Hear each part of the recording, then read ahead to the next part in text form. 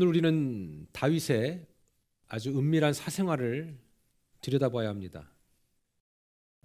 다윗의 입장에서 볼 때는 알려지고 싶지 않은 부분이었겠죠. 여러분들 만약에 여러분의 가장 은밀한 부분을, 여러분의 사생활을 누가 알게 된다면 혹시 불편한 것이 없을까요? 아마 있지 않을까 생각합니다. 가정에서 일어나는 일들, 사회에서 일어나는 일들, 홀로 있을 때 남한테 표현할 수 없었지만 정말 우울하고 고독하고 힘들어하는 그 모든 것들도 분명 남이 좀 알지 않았으면 좋겠다라는 부분이 아닐까라는 생각을 해봅니다. 다윗, 우리 계속해서 얘기하고 있는데 당대 최고의 리더입니다. 다윗보다 대단한 인물을 찾아보기가 힘들죠. 지난주에도 말씀드렸듯이 다윗이 확장한 영토는 엄청납니다. 누구도 이루지 못했던 일들을 다윗은 이루어내고 있는 것이죠. 오늘 여기서 중요한 말씀을 드리고 싶습니다. 천하의 다윗 같은 사람은 이전에도 없었고 이후에도 없었습니다. 자, 하나님은 하나님의 기적의 역사도 중요하지만 그 기적의 역사를 이루는 그 한 사람도 중요하다고 생각합니다. 여러분이 잘 알고 계신 삼손이라는 분 계시지요. 하나님이 삼손을 통해서 놀라운 일을 행하셨습니다. 그러나 그 삼손은 아시다시피 밤마다 여기저기 돌아다니면서 이 술집 저 술집을 전전긍긍하면서 계속 배회하는 삶을 살았습니다. 그리고 오늘은 이 여자 만나고 내일은 저 여자 만나고 늘 갈아치웠습니다. 여러분, 지금 우리가 이렇게 성경을 보면서 삼손이 좀 이렇게 좋은 부분들이 포장돼서 그렇지, 지금 이 시대의 삼손을 말하라고 얘기하면 이건 완전히 한량을 뛰어넘어 난잡한 사람입니다. 우리 매스컴에서 나오는 마약을 투약하고, 그리고 아주 나쁜 짓을 하고, 그리고 오늘은 이 클럽 저 클럽을 다니면서 흥청망청 쓰는 그런 사람들 중에 하나가 삼손입니다, 여러분. 그 당시는 뭐 다른 거 없었으니까 그런 사람이 성경의 사사였고, 그리고 그 한 사람을 통해서 하나님은 뭔가를 그래도 기대했습니다. 여러분, 하나님은요 이스라엘 민족을 사랑했습니다. 그래서 사사 삼손을 통해서 그가 그 나라에 영향력을 주기를 원했고, 영향력을 주는 그 사람이 또한 그 일들을 잘 감당함으로 자기 자신도 살기를 원했습니다. 오늘 우리는 재직으로 임명을 받았습니다. 하나님은 여러분을 통해서 우리 온 세대에 영향력을 발휘하기를 원하시겠죠. 아멘입니까? 그렇죠. 그런데 그 전에 앞서서 하나님은 또 우리 개인에게 또 기대하시는 바가 있습니다. 삼손 사사는 그 공동체에 선한 영향력을 끼쳤지만 자기는 못했습니다. 여러분, 다시 한번 생각해 보세요. 남자가 있는데 매일 밤마다 그냥 술에 쪄들어서 이 클럽 저 클럽을 다니면서 맨날 이 여자 저 여자 바꾸면서 그렇게 살아가는 사람이 있다면 얼마나 비참합니까, 여러분? 그건 제가 어떻게 좋게 포장이 안 됩니다.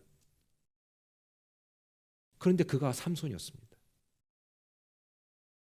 하나님은 개인 삼손에게도 기대를 했을 겁니다. 어릴 때부터 나시린으로 자랐습니다.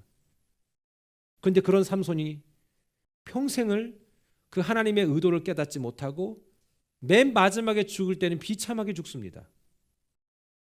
사랑하는 여러분, 우리도 그런 사명을 안고 있지만 그런 죽음을 맞이할 수도 있다는 것을 우리는 잊어서는 안 된다라는 것입니다. 다윗이요, 시작은 삼손보다 못했습니다. 목동입니다. 누구도 인정하지 않는 나약한 존재. 그러나 그는 성실했고 하나님을 사랑했고, 그가 평생에 단 한 건 외에는 하나님의 마음에 너무 드는 멋진 남자였습니다. 다윗은 그런 삼손과는 완전히 다른 남자. 그런데 오늘 다윗은 엄청난 실수, 죄를 저지르게 됩니다. 죄라는 말은 원어로 하말티아라고 있습니다. 이게 뭐냐? 관역을 벗어났다라는 소리입니다. 이 관역은 이 스탠다드 기준은 우리가 정하는 게 아니라 하나님이 정한 기준을 얘기하는 겁니다. 여러분이 예전에 어릴 때 야 이건 죄다라고 생각했던 것이 시간이 지나고 난 다음에는 죄가 아닌 것처럼 생각될 때가 있잖아요. 저희 중고등학교 때는요. 지금보다는 조금 더 보수적이잖아요. 여러분 어땠는지 모르겠습니다. 일단 나팔바지 입으면 날라리 1호로 들어갑니다. 저희 중학교 땐 그랬어요. 예? 이렇게 나팔바지 입으면. 여러분 지금 누가 요즘에 나팔바지 입었다고 누가 날라리라고 얘기합니까? 안 해요. 예? 디스코 바지 입으면 좀 약간 날라리라고 그러고. 제가 고등학교 2학년 때 디스코 바지를 처음 입었습니다. 그게 익숙하지 않아가지고 6개월 만에 입고 또 벗고 못 입어갖고 제가 좀 이렇게 약간 생긴 거하고 다르게는 좀 보수적이거든요. 옷 같은 것도 이렇게 막 잘 그렇게 막 쉽게 도전을 못 합니다. 그다음에 우리 또 학교 다닐 때는 노란색 머리를 물을 들이면요. 이건 일명 생날라리라고 얘기했습니다. 그렇게 얘기하면 오늘 윤 집사님은 생날라리가 되십니다. 집사님 그렇지 우리 어릴 때 그랬잖아요. 근데 지금은 우리 그래요? 저도 숱만 더 많으면 염색하고 싶어요. 빨주노초 파란보로. 하고 싶어요. 물론 지금도 했지만 예? 이거 저거 하면 다 허여니까. 왜 옛날에는 안 됐는데 지금은 왜 되냐 이거죠.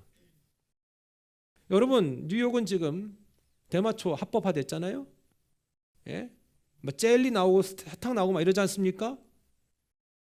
옛날에는 안 됐는데 왜 지금은 되냐고요. 사람은요 그래요. 1900년 초반에 미국엔 금주령이라는 게 내렸습니다. 시카고를 중심으로 엄청난 막 술 다 갖다 버리고 말이죠. 막 다 잡아가고 막 그랬습니다. 그리고 얼마 전까지만 지금도 마찬가지지만 뉴저지는 주일날 술 안 팔죠. 뉴저지는 그래요. 여러분 뉴저지 정말 좋은 동네 살고 계신 것 같아요. 지금도 그렇습니까? 그렇습니다. 뉴욕이요? 자유합니다. 다리 하나만 건넜는데. 근데 보세요. 뉴저지는 얼마나 갈까요? 사람은요. 사람의 기준은 항상 자기중심적입니다. 그래서 이 하말티아라는 것은요. 내가 정한 관역이 아니라 하나님이 정해놓은 관역을 얘기합니다. 이 타겟을. 여기에서 벗어나면 죄라는 겁니다. 다윗이요. 여자를 데려다가 자기 아내 삼았어요. 일반적인 왕의 견해로 볼 때는 그거 죄 아닙니다. 뭔 짓을 해도 왕은 법의 기준이 되기 때문에 그렇게 죄가 되지 않습니다. 이스라엘 민족이 하나님의 법 안에 있기 때문에 그것을 죄라고 말할 수 있겠지만 주변 강대국들의 그 죄의 범주는 왕을 넘어설 수가 없습니다. 그런데 오늘 다윗은 하나님이 그것을 죄라고 말하지요. 우리도 마찬가지입니다. 우리가 생각할 때 죄냐 아니냐 이거를 구분할 필요가 없습니다. 우리는 어차피 내 자신한테는 엄청 관대하거든요. 그렇지 않습니까? 하나님 볼 때에 이 부분을 어떻게 해석할 거냐 이것이 더 중요하다라고 얘기하고 있는 것이죠. 사사시대가 끝나고요. 이스라엘은 군사적으로 영토도 엄청 확장됐습니다. 어느 나라로도 이게 보기 쉽지 않은 멋진 나라가 되어져 가고 있는 것이죠. 그렇게 십수년을 싸우는 현장에 있었던 다윗, 그 다윗이 오늘은 어디에 있습니까? 오늘 11장은 다윗이 어떤 모습인지에 대해서 자세히 설명해 주고 있습니다. 무한 질주를 하는 그에게 거침없는 영토의 확장은 그에게 심지어 모든 그 경제적으로 부강해지고 있는 그때에 다윗에게 있어서는 그를 막을 자가 없었습니다. 얼마 전까지만 해도 도망 다니고 얼마 전까지만 해도 먹을 것도 없었고 얼마 전까지만 해도요 어떤 사람 앞에서 침 질질 흘리면서 미친 사람 척하고 그랬던 다윗이 이젠 더 이상 그런 짓을 안 해도 되는 이제는 편안한 삶을 살게 됐다는 것이죠. 성경이 진리일 수밖에 없는 제가 이유를 말씀드렸죠. 성경은 그런 다윗을 절대로 포장하지 않습니다. 오늘 다윗이 어떤 부분까지도 그 어떤 세밀한 부분까지도 다 여실히 드러냅니다. 그러니까 성경이 진리라는 얘기를 제가 했잖아요. 세상의 어떤 경전은요 다 좋은 얘기만 있어요. 그래서 막 포장하고 이렇게 좋은 얘기 있잖아요. 성경은 안 그래요. 다 얘기해. 그냥 다 얘기해. 아주 그냥. 지금까지 모든 일을 모든 일을 다 영으로만 말하지 않았습니다. 하나님은 영적인 모습도, 그의 연약한 모습도 다 보여줬습니다. 그러니 여러분, 성경 봐야 되지 않겠습니까? 성경이 진실인데, 진리인데. 오늘 이 사건 때문에 다윗은 두 번째 치고 하나님이 너무 속상하셨습니다. 하나님이 참 멋진 분이잖아요. 우리 엄마 아빠 같잖아요. 우리가 잘 되기를 원하시잖아요. 다윗을 너무 이뻐했는데 이 사건 하나 때문에 하나님이 너무 괴로워하십니다. 이것을 성경은 이렇게 얘기합니다. 열왕기상 15장 5절에 다윗이 햇사람 우리아의 일 외에는, 밧세바 사건을 얘기하는 거죠. 평생에 여호와 보시기에 정직히 행하고 자기에게 명하신 모든 일을 어기지 아니하였습니다. 그러니까 생각해, 여러분, 이게 쉬운 것 같으세요? 우리는 하나님 앞에 순종하고 있는 것이 많아요, 불순종하고 있는 게 많아요? 아니 그렇죠? 저도 마찬가지고 순종하고 있는 것보다 불순종하고 있는 게 더 많거든요. 확률적으로도 그렇고. 다윗은요, 세상에 이거 한 가지 말고는 다 잘했대. 그러니까 이분이 보통 분은 아닌 거예요. 그냥 다윗 멋졌어가 아니라 난 이게 가능할까 싶을 정도로. 하나님은 우리가 결정하고 우리가 나아가는 모든 것들을 무척 존중하십니다. 예전에 이런 얘기하는 분들 많이 있었거든요. 왜 선악을 알게 하는 나무를 동산에 놔가지고 우리가 그걸 먹어가지고 이렇게 개고생하게 만드냐고, 이런 분도 계셨어요. 제가 여러분 설명했잖아요. 선악을 알게 하는 나무는요, 우리의 자유의지를 내가 얼마나 지켜가는지에 대한 최소한의 마지막 안전장치예요. 그렇게 이해하면 이해되는데, 그거 만들어 놔가지고 말이지, 그거 먹어가지고 우리가 말이죠, 차라리 그때 뱀을 먹었어야 되는데 막 이러면서. 근데 그게 아니다. 이거를 이해를 못할 때는 다 의심스러운데, 분명 우리의 삶에도요, 이처럼 하나님이 뭔가를 얘기해 주는 게 있지 않을까요? 오늘 이 시간에도 다윗을 통해서. 다윗은 그때 그걸 멈췄어야 했습니다.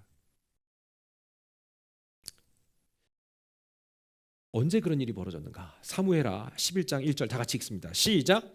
그 해가 돌아와 왕들이 출전할 때가 되매 다윗이 요압과 그에게 있는 그의 부하들과 온 이스라엘 군대를 보내니 그들이 암몬 자손을 멸하고 라빠로 에워쌌고 다윗은 예루살렘에 그대로 있더라. 왕들이 출전할 때가 됐다. 이젠 주변의 모든 왕들이 출전할 때가 됐다. 그게 뭡니까? 주변이 모두가 다 전쟁통이라는 겁니다. 물론 다윗을 통해서 영토가 확장이 됐지만 여전히 주변은 시끄러웠습니다. 늘 불안했습니다. 그래서 주변의 왕들은 다 그 전쟁에 출전했습니다. 근데 더 이상 다윗은 전쟁에 출전하지 않아도 됩니다. 그를 붙들고 있고 그를 보호하고 있는 여러 충신들이 있고, 그는 이제 더 이상 그렇게 애써서 싸우지 않아도 되는 사람이 돼버린 겁니다. 그게 문제였습니다. 힘들고 어렵고 고달플 때는 예수님 좀 믿다가 조금 나아진다 싶으면요, 그때 사람은 이상해집니다.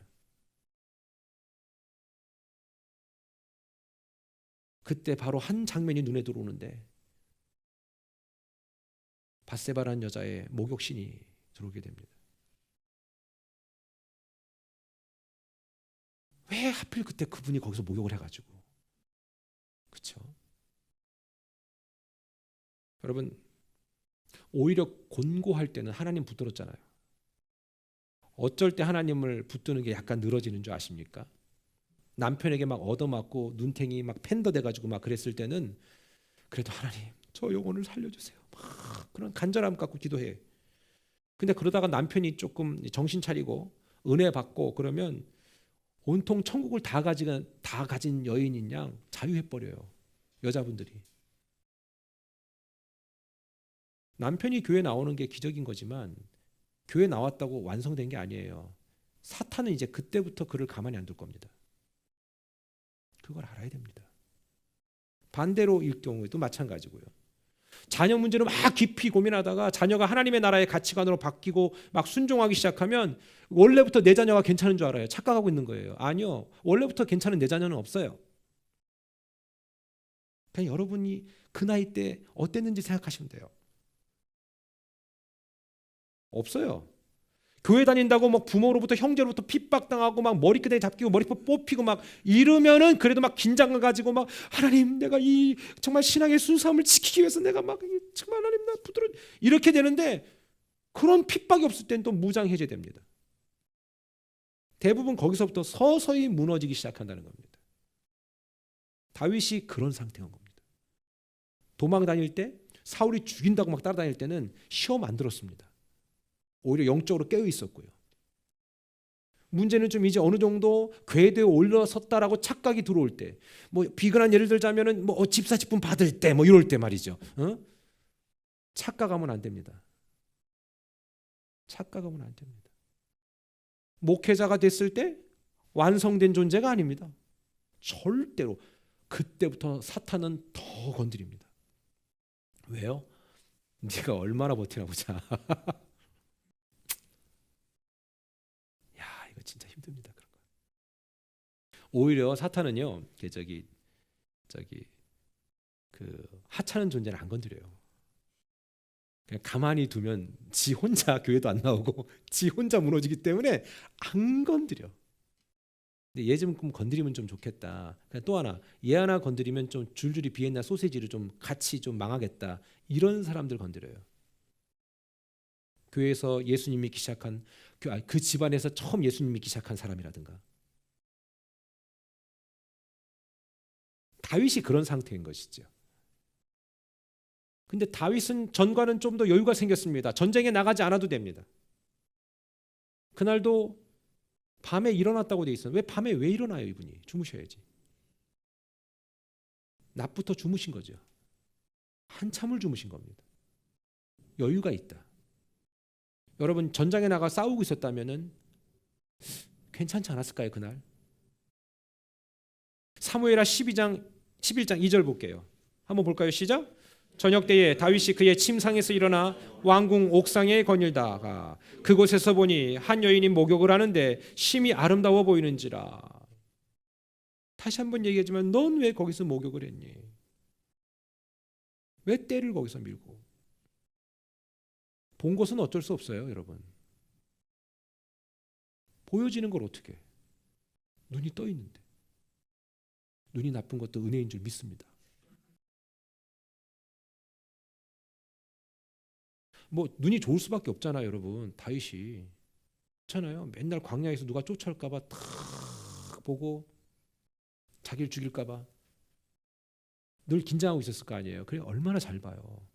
그럼 뭐 TV를 봐, 책을 봐, 뭐 패드를 봐, 뭘 봐. 눈이 엄청 좋지. 다윗이 옥상에서 탁 보다 해질녘에 더 잘 보이는구나. 각 민족의 시력을 한번 봤거든요.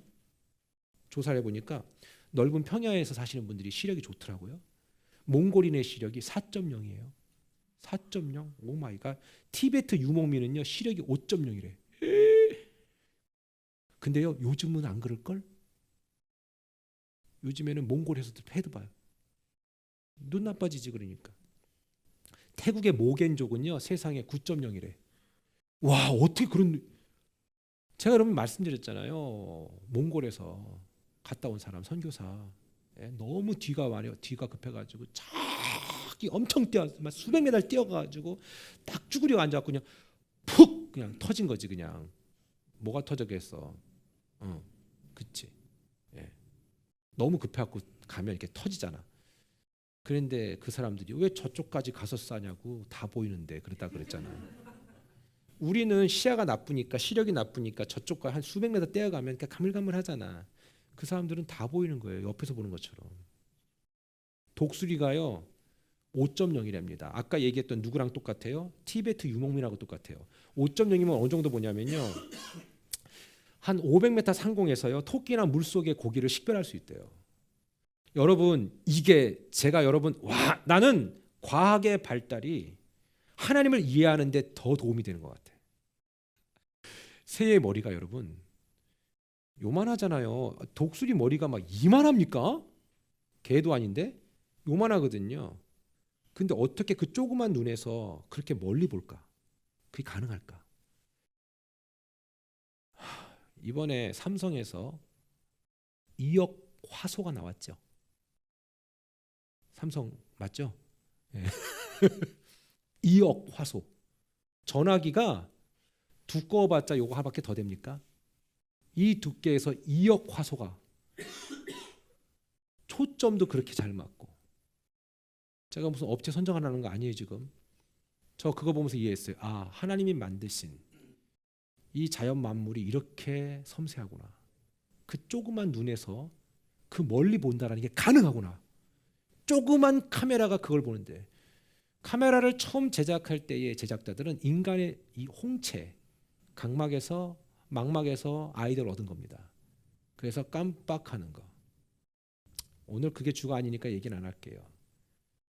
여러분, 그렇게 눈이 밝대. 매가 9.0이래네. 그러니까 매가 위에서 딱 뜨고 있다가 쫙 돌잖아요. 그러다가 저기 보이지도 않는 곳에 조그만 생쥐를 샥 하고 내려와서 탁 잡잖아. 우리가 매가 보여요, 여러분? 위에서 조그마잖아. 걔 실제 앞에서 보면요, 여러분만 해요. 큰 놈은. 여기 미국 독수리 있잖아요. 깜짝 놀랐어. 그냥 내려올 때. 그 당시 살았던 분들 얼마나 눈이 밝았을까. 한 사람이 아니라 하나 더 찾아봤거든요. 타조가요 25래요. 몇 점 0이 아니라 25. 그래서 이 타조가 이렇게 되게 여유 있잖아요. 평야에서 사자도 안 무서워. 타조는 너무 잘 뛰니까. 다리 봐요. 막 우리 허벅지 같잖아요. 그렇죠? 10에서 20km 전방에 있는 물체를 식별할 수 있대요. 타조는. 눈이 있는데 툭툭툭툭. 나 참 하나님은 대단한 것 같아. 다 살궁리는 해주셨어.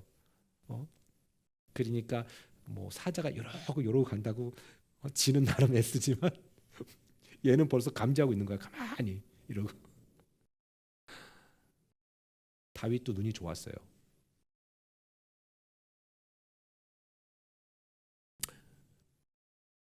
밧세바의 목욕 장면을 보고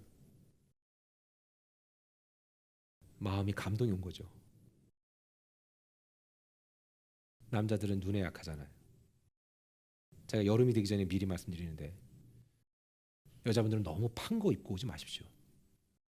그리고 이루고 인사할 걸 뭐하러 입고 와. 그냥 이루고 인사해. 그렇잖아.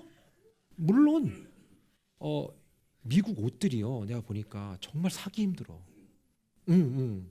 그래서 갔다가도 이건 좀 너무하다 야 그러는데 뭐 그건 주가 아니니까. 남자는 눈에 약해. 여자는 촉감에 약해.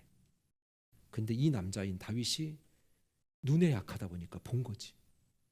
눈도 좋고. 그래서 3절의 상황이 연출됩니다. 다 같이 읽어볼까요? 시작. 다윗이 사람을 보내 그 여인을 알아보게 하였더니 그가 아르되 그는 엘리압의 딸이요 햇사람 우리아의 아내 밧세바가 아니니까 하니. 다윗이 사람을 보냈대. 야, 저 누군지 좀 알아봐라. 그러니까 누가 갔다 왔어. 갔다 왔는데 이 갔다 온 사람도 약간 기분이 안 좋은 거야. 저기 이거 우리아의 아내라는데요. 왜 그러세요? 이렇게 되는 거지. 그랬더니 아니다. 이러면 되는데 그거 좀 데리고 와라 이렇게 얘기한 거예요. 그러니까 데리러 간 사람도 약간 찜찜하고 온 사람도 찜찜하고. 밧세바는 올 수밖에 없어요. 상관의 남편이 아니라 남편의 상관이 오라고 하는데 그것도 왕이 안 갈 수 없잖아. 왔습니다. 그래 그냥 온 거야. 성경은 거기에 대한 정확한 내용을 기록하고 있지 않아요. 그 기분이 좀 별로 안 좋아. 이 여자가 알았을까? 한번 내 인생 한번 팔자 고쳐봐? 이런 마음이었을까? 성경은 얘기하고 있진 않아요. 그런데 중요한 거는 모든 걸 다 거두절미하고 왕인 다윗이 그 여인을 데려오게 한 다음에 오늘 보니까 뭐라고 합니까? 부정한 시간이 지나고 난 다음에. 부정한 시간이 뭡니까? 여자로 얘기하면 이제 생리가 끝난 다음에. 그때까지 기다린 거예요. 하나님은 그 시간도 다윗한테 충분히 생각할 수 있는 시간을 준 겁니다. 너가 궁금해서 데리고 온 건 안다. 아니 데려와도 안 되는데 너 임마 거기서 멈췄어야지 임마. 근데 데리고 왔어. 그래도 다행인 건 이 여자가 생리 중이었다. 그러면 최소 3일에서 5일은 다가가지 않아야 되는데 그걸 또 기다렸다. 하나님이 충분할 고민을 준 거예요, 시간을. 근데 그것이 끝나고 난 다음에 자기 것으로 삼습니다.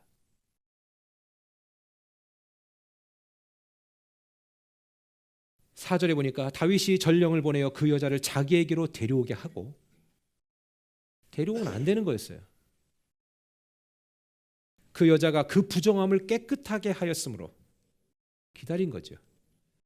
더불어 동침함에 그 여자가 자기 집으로 돌아가니라. 밧세바는 아무런 말도 안 들어와요. 여기. 그러니까 하나님의 포커스는 밧세바가 아니라 지금 다윗입니다. 하나님 누구보다도 여러분이 포커스에 있습니다. 하나님, 우리가 이 시대를 살아가면서 하나님이 기뻐하지 않는 방향으로 우리가 진행할 때에 다른 것은 관심 없습니다. 하나님은 여러분에게 관심이 있습니다.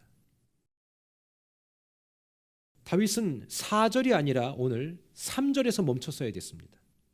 누구를 보낸 다음에 자, 저 여자 누구냐라고 얘기한 다음에 저기 저 우리아의 아내인데요. 그러면 아, 그러냐? 아유, 그러냐? 이러고 말았어야 되는데 계획을 했습니다. 우리를 망가뜨리는 것은 결코 한 방의 강펀치가 아닙니다. 여러분과 우리를 망가뜨리는 것은 단 한 번의 사건이 아니라 끊임없이 지속적으로 우리에게 찾아오는 그 무엇입니다. 혹시 오늘 이 시간에 여러분 중에 꼭 멈춰야 될 분이 있다면 더 이상 진행하지 마시고 멈췄으면 좋겠습니다. 하지만 안타깝게도 다윗은 멈추지 않았습니다. 어쩌면 다윗은 지금까지 상상할 수 없는 그 축복과 영향력을 가진 자로서 하나님이 높여주셨지만 이 사건 이후로 다윗은 완전히 추락해버리는 모습을 그가 보여주게 됩니다. 훗날 다윗은요, 자신의 죄를 은폐하기 위해서 어떤 일까지 벌이는 줄 아십니까? 다윗은 그런 사람이 아니었습니다. 여러분은 그런 사람이 아니잖아요. 우리는 그런 사람이 아니잖아요. 그런데 어디까지 가는 줄 아십니까? 14절 15절입니다. 다윗이 여기까지 갑니다. 시작. 아침이 되매 다윗이 편지를 써서 우리아의 손에 들려 요압에게 보내니, 자, 아침이 되니 밤새 고민한 거죠. 야, 이거 어떡하냐? 이걸 어떻게 이 은폐 이걸 어떻게 감추냐 이걸? 밤새 고민하다가 그가 생각해낸 고민 그 방법이 뭡니까? 그 밧세바의 남편인 우리아의 손에 편지를 하나 써서 이거 요압 장군한테 갖다 주라고 얘기합니다. 그 편지의 내용이 뭡니까? 볼까요? 그 편지에 써서 이르기를, 시작. 너희가 우리아를 맹렬한 싸움에 앞세워 두고 너희는 뒤로 물러가서 그로 맞아 죽게 하라 하였더라. 다윗이 이렇게 돼버렸습니다. 저 전방에 최전방에 너희들 다 가. 그리고 너희들 퇴각하라. 얘만 남겨두고. 다윗이 지금 계획을 한 거죠. 죽이려고.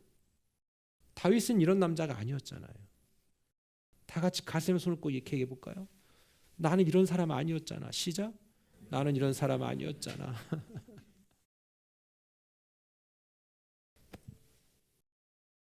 우리아는 자신을 죽이라는 그 편지를 그가 그렇게 충성된 요압 장군한테 가갖고 전달할 때 아무도 몰랐어. 아무것도 몰랐어.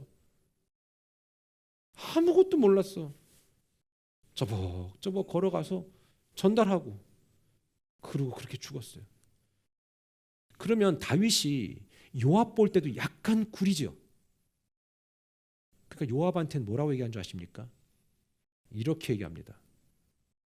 25절입니다. 시작. 다윗이 전령에게 이르되 너는 요압에게 이같이 말하기를 이 일로 걱정하지 말라. 칼은 이 사람이나 저 사람이나 삼키느니라. 이게 뭐예요? 싸우다 보면 다 죽지 않아? 말도 안 되는 궤변을 늘어놓습니다. 다윗은 그런 남자 아니었거든요. 우리는 그런 사람 아니었잖아요. 그리고 뭐라고 합니까? 그 성을 향하여 더욱 힘써 싸워 함락시키라. 넌 싸움에만 몰두하라. 은혜를 까먹으면 하나님 향한 열정이 이런 모습이 될 수 있습니다. 하나님은 그걸 다 보고 계시면서 얼마나 마음 아팠을까. 하나님, 저와 여러분들이 삶의 현장에서 무너질 때 얼마나 마음 아팠을까. 그렇죠? 얼마나 아팠을까. 지금까지 다윗과는 전혀 다른 모습이에요. 다윗은 어떤 사람이었습니까? 그는 그를 이유 없이 죽이려 했던 사울도 살려줬던 분입니다. 그리고 자기 밑에 굶주린 사람들을 다 돌볼 수 있는 사람이었습니다. 주님을 향한 그의 열정과 그의 성품은요, 누구도 따라갈 수 없었습니다. 그런데 어떻게 다윗이 이렇게 됐습니까? 우리는 그렇게 될 수 있습니다. 저도 그렇게 될 수 있습니다. 여러분 누구도 예외일 수 없습니다. 죄란 이렇게 모두를 죽입니다. 지금 내 삶에 더 이상 진행하지 말아야 되고 멈춰야 될 상황이 있다면 더 힘겨운 상황이 오기 전에 멈추는 은혜가 있게 되기를 축원합니다.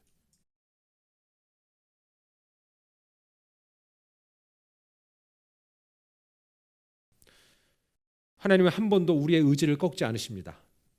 우리가 마음으로 죄를 계획하고 어둠을 계획하고 하나님이 원하지 않는 것들을 계획할 때 하나님은 그걸 꺾지 않으시죠. 우리 살아가면서 얼마나 자주 그런 어두움에 노출됩니까?